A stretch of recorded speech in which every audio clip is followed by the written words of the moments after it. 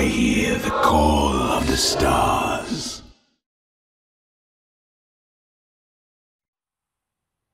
G'day everybody, Duckville here. Welcome to a game from MLG Anaheim, which has just taken place over the weekend, or perhaps further back if you're further along in time and you've travelled through in a time machine. But this is going to be between two awesome Terran players here over in the 9 o'clock position. I'll get my clock the right way around.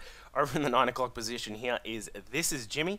Of course, one of the lines used by Jim Raynor in the campaign for StarCraft, of course, but is also the actual name of our Terran player here, Jimmy, and he's going to be over here in the red, of course, on Metalopolis, and this is the MLG of Metalopolis, so do be careful that there are these supply depots down at the bottom side of the ramps, and his opponent is a Korean of fantastic magnitude. It is Slayers Ganji, and Ganji's, of course, one of the great players on the Slayers team, of course, featuring, of course, MMA, I don't know, maybe boxer, you guys might know him, but he is one of the players who has absolutely done a great job at MLG Anaheim 2011, so make sure, I'm not going to spoil too much, but make sure you go and check out his other games as well, because he played some fantastic matches. In fact, there were some awesome TvT matches at MLG overall, actually. Make sure you go and check out Boxer vs. Rain. Those games were absolutely amazing.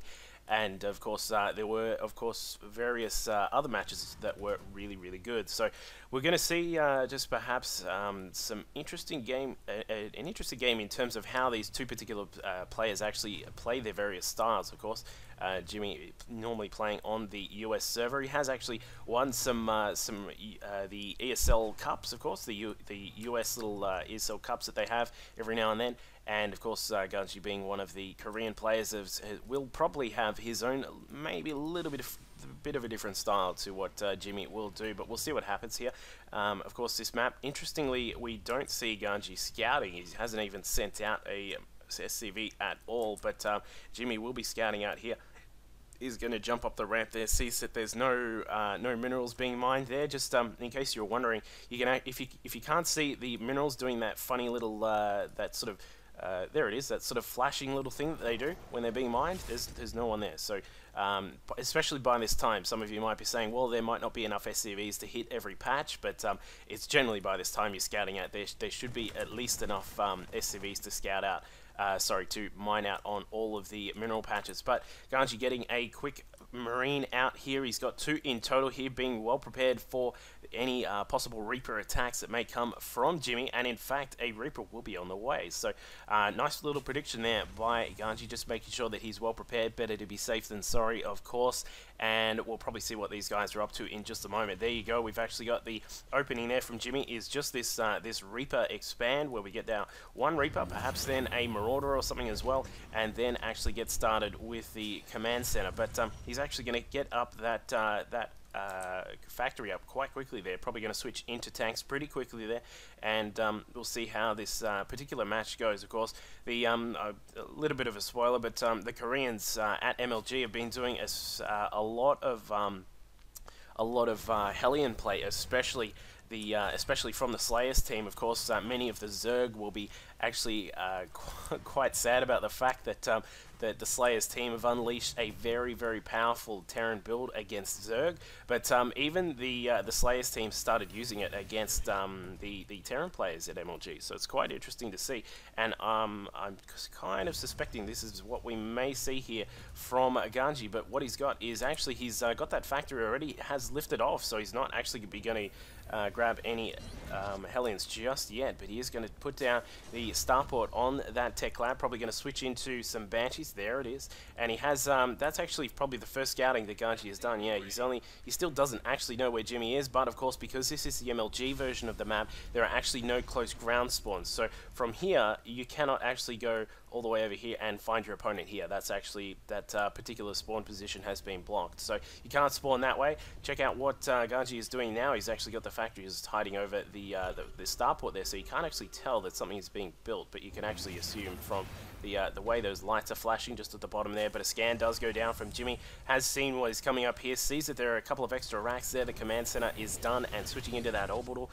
So he is going to be, Jimmy's going to be a little bit ahead on the economy just for the moment here, because he did have this command center already built down at the natural expansion and already switched into that orbital. So he's got a tiny bit, tiny bit of a mineral income lead. In fact, no, he doesn't, because there's some mules and some extra SCVs. So because Ganji actually had the command center inside his base, he was actually able to pump away at those SCVs a lot faster. So here comes that Banshee we saw from Ganji there, taking out one, maybe, no, trying to take out some of these Marines. Some beautiful micro there. Takes out one Marine, but a Viking is here already from Jimmy, so he's going to be well prepared for that, and he's going to chase away this Banshee once he can catch it. But he's got to be very careful, because, of course, the Banshee can be a little tiny bit quicker. I think they're a tiny bit quicker. Are they? Move speed 275. Nope, they're actually the same speed, so it's just based on angles how fast your particular unit will catch up with the other. But opening here with that Hellion, there is one Hellion already from Ganji, so he probably will be doing some sort of tech there. And there's the Blue Flame, so he is going to be switching into that Blue Flame tech with the Hellions there. Going to be able to roast up some Marines if they get too close for comfort, and we'll see what Jimmy's going to do about this. It looks as if he's still sticking with his standard sort of tech here. We've got one factory, one Rax, and one starport here. Got another Rax on the way. We got some upgrades pumping here. We do have +1 to ground weapons for the infantry. We got stim on the way as well. We do have siege tech already done. The starport is now going to move around perhaps and get something else done, but another Rax is on the way. There we go. We're switching into 4 Rax here from Jimmy, so he's going to have a nice Marine presence. I'm assuming it's going to be Marines, but Ganji now just moving around, going to take out the SCV sitting here at the Zolnaga Watchtower, losing that vision there for Jimmy's. But what he's going to do is head in here with his own Marines and probably going to try and pick off that one Marine, but not able to catch it. This guy gets away just in time. He's going to be able to just run away and fight for another day. But Medevac now coming through here from Ganji, now coming through with 3 Blue Flame Hellions inside. So this is going to be quite an interesting attack here. Going to come up from the southern side. There are no turrets just yet, but there is one being built. It's not going to catch anything in time. And where is it? There it is. There's the Medevac. It's just flying over here. Going to perhaps come through the left-hand side, which may be a bad idea, trying to come through the smoke, but the turret is going to be able to see it in just a moment. But the Medevac just shies away just in time, and the Hellions are now inside. Let's follow these and see what damage they do. So roasting up some of those SCVs, getting them in a line, and this is the powerful part of this particular build. If you can get those Hellions inside, they do a massive amount of damage here. Now flying away, got to bring that Medevac in to pick them up and get them out of there.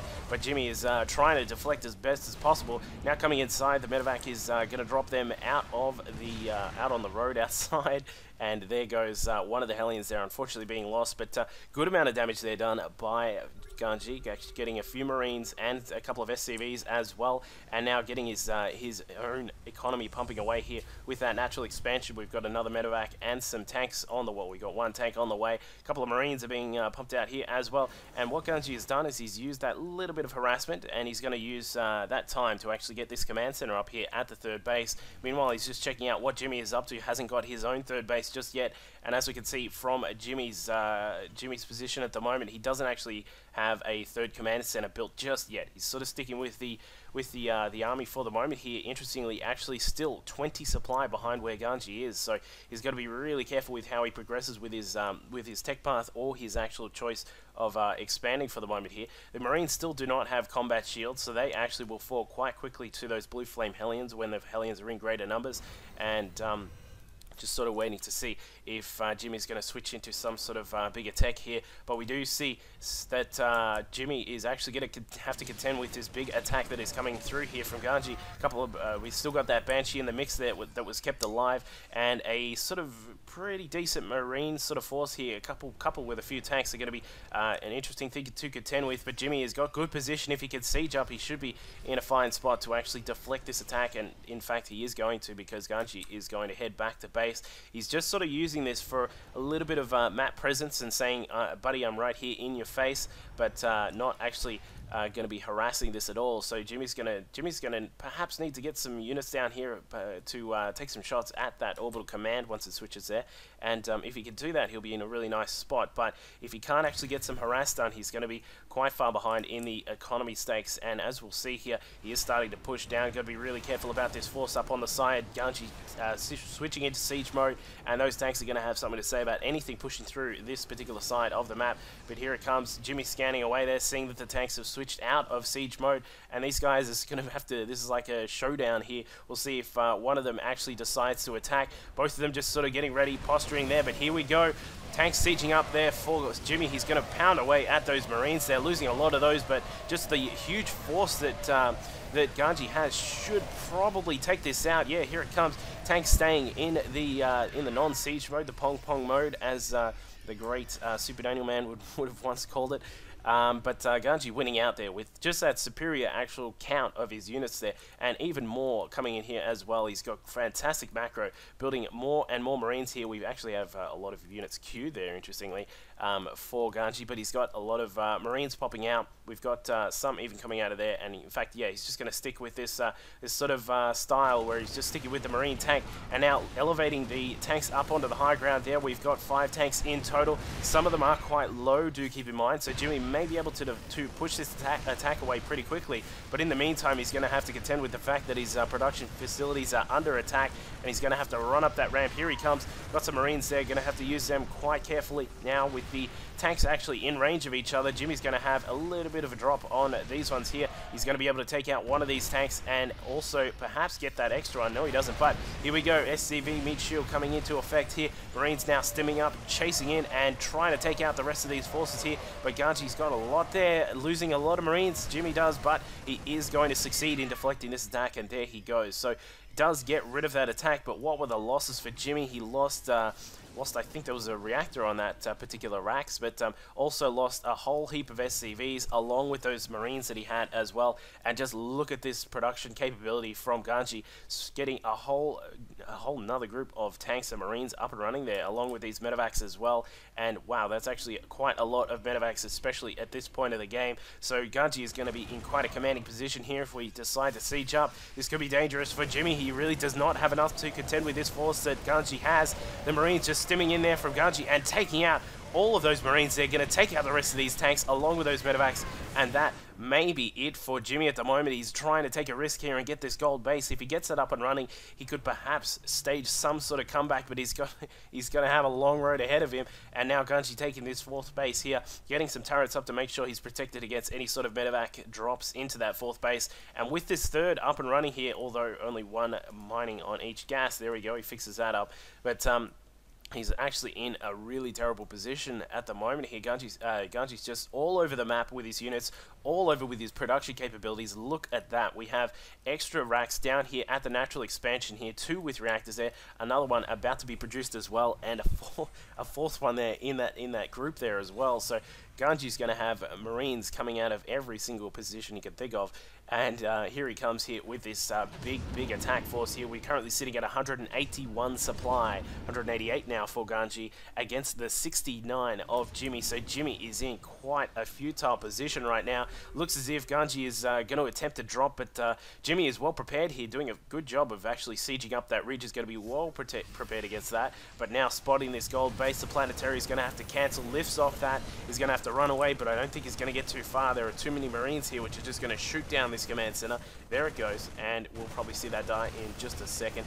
Meanwhile, what has Jimmy got? He's moving out here with this Marine tank force. He really needs some more tanks. He's got to have a lot of Marines to contend with, and without those extra tanks to provide that that massive burst damage, he's really going to have no way of stopping this force. So I think this is going to be perhaps the last fight here between these 2 players.